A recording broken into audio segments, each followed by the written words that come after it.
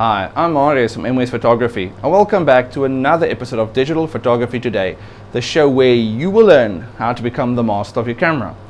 Now in this week's episode we are going to look at filters. Now if you hear a humming sound, that's the air conditioner because it's really hot at the moment, so I need that, otherwise I won't be able to focus on this.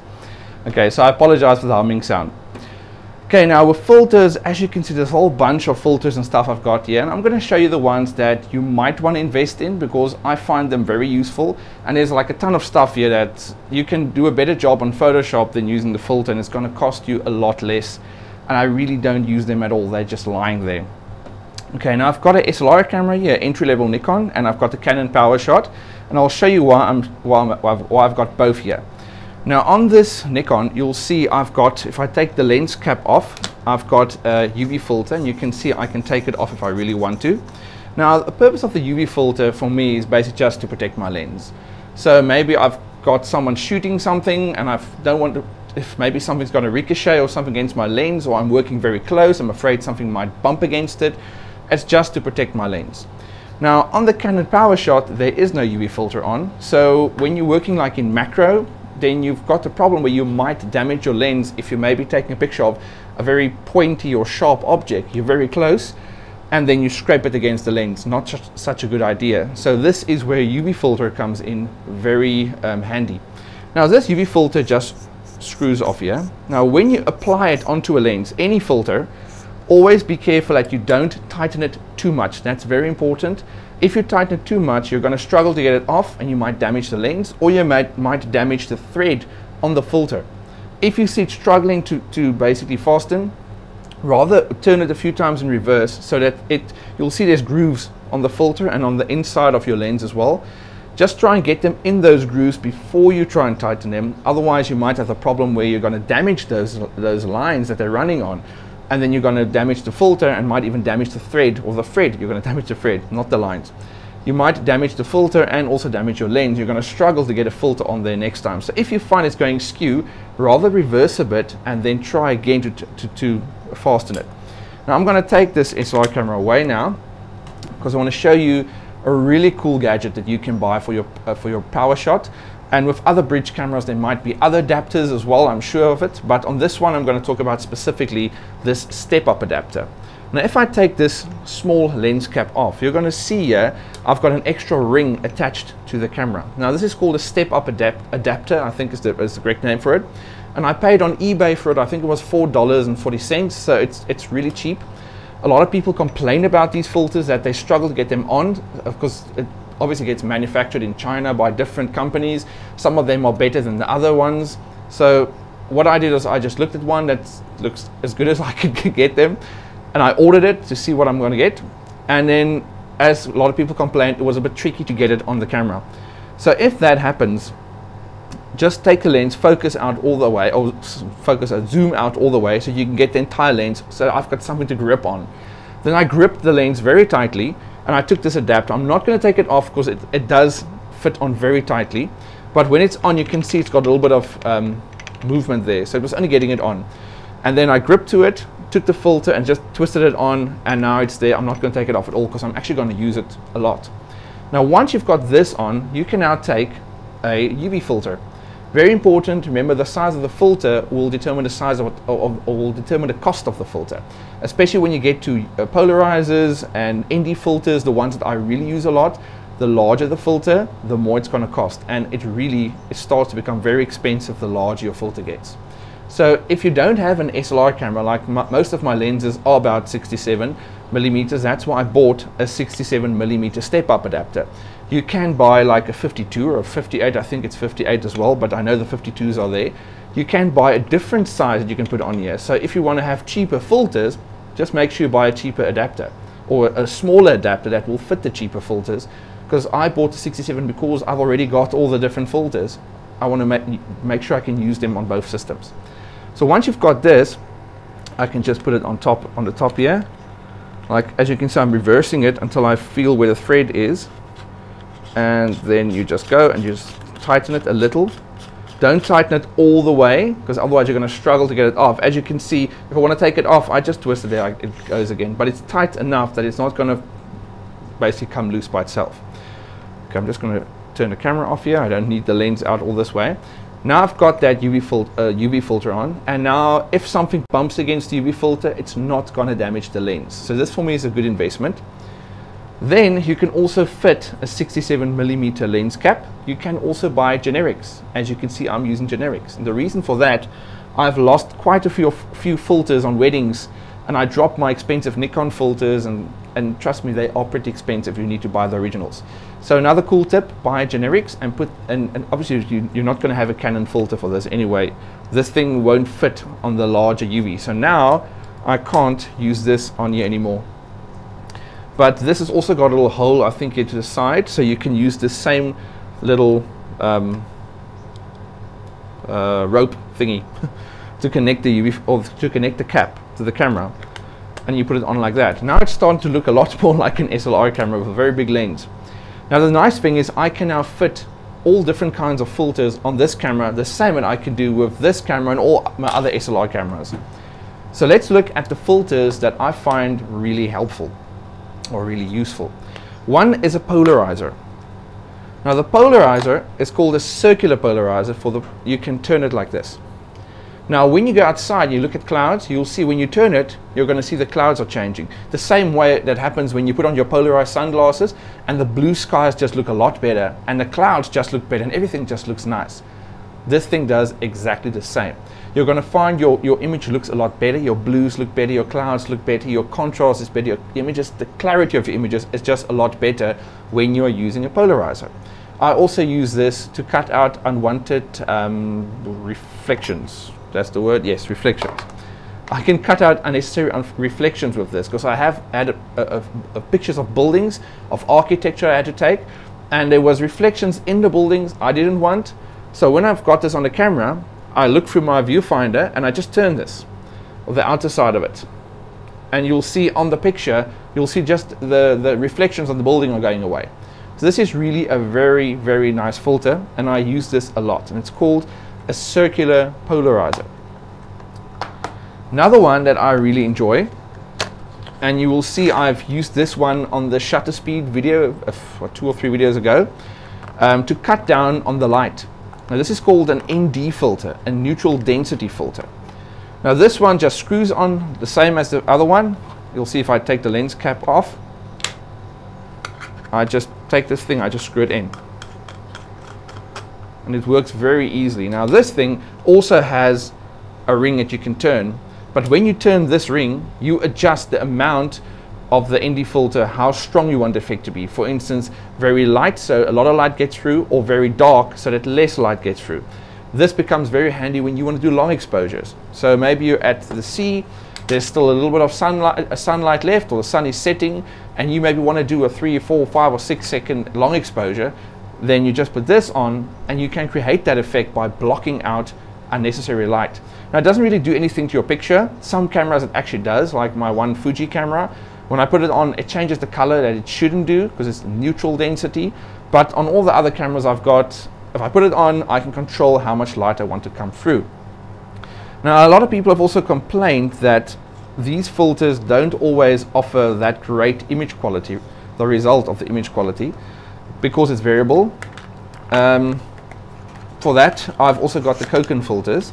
This is actually the first system I bought. This I actually bought later on. Now the Cokin is very expensive. You're going to find like third-party cheaper filters you can buy online with various brands, or just no-name brands. I've heard a lot of people complain that the quality of those filters aren't that great. They're not made to the same quality standards. So they've got color shifts that I don't want in my pictures. So with the filters I've got, they come in this little plastic holder. It's called a Cokin filter. And as you can see, there's quite a bunch of them here. And I'm going to show you the ones that you're going to need and the ones you just don't really need to bother with. There's 2 ways to connect them. You're going to see I've got 2 little adapter holders here. This one is for the A series, and the Pro series, that's a P series. It's got a lot larger filter. Then I've got different rings here. And you're going to need to buy these as well for the different lens sizes you've got. So for instance, on this P series, which is now this large filter, because the A series, the filter looks like this. It's a very tiny filter.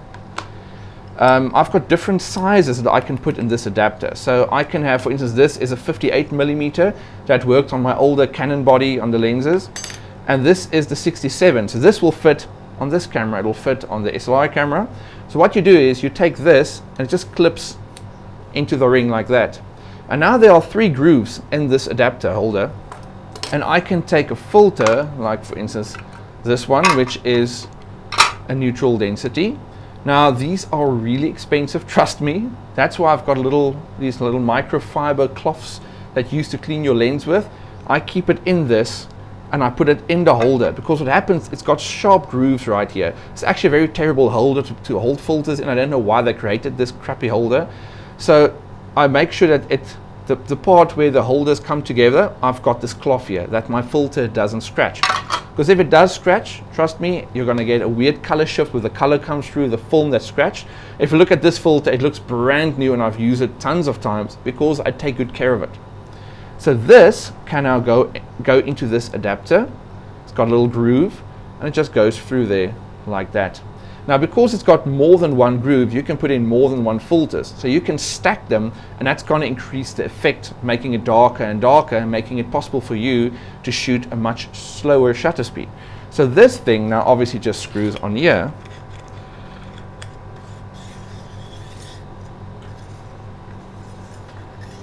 And there you go.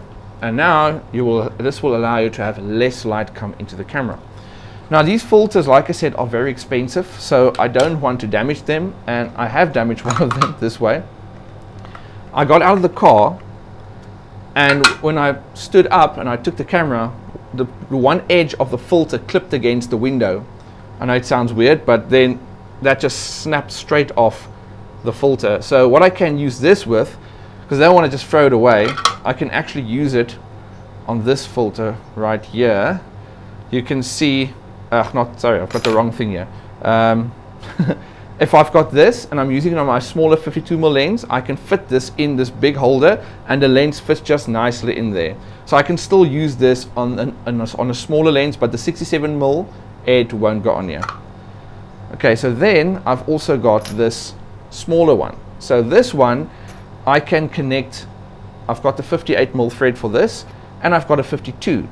So like my 50mm 1.8 Nikon lens, this fits on there perfectly. And for this I've got also a bunch of different filters that I can attach to it. Besides the ND filter, like I said, this one now blocks light. So it's going to cut down your light, which is going to make it possible for you to do very long exposures. Then you've also got this one called a graduated neutral density filter. I love this. I use this on my landscapes. Where this really works awesomely is, if you look, it's graduated. So it starts black or white, depending on which way you want to look at it, or not white, transparent, and it graduates to the black. I'm just going to tilt it like this, so maybe it's going to look better on the video. I don't know. Maybe the video lights are falling on the filter. But because of the graduated effect, I can do the following. Say you're taking a picture of a sunset. Now remember, your sunset is bright at the top and the foreground will be dark. So if you've taken a picture maybe at sunset near an ocean, you've got the foreground and then you've got the sun setting. So what usually happens is you take a nice picture of a sunset, but the foreground is just black. So what you can do now is you can expose for the foreground. So the foreground looks good.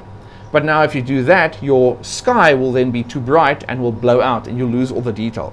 So what you do is you put this filter in, and where it graduates on the horizon between the break of the extreme sunlight and obviously the foreground, which isn't well exposed compared to the background. It's not as bright.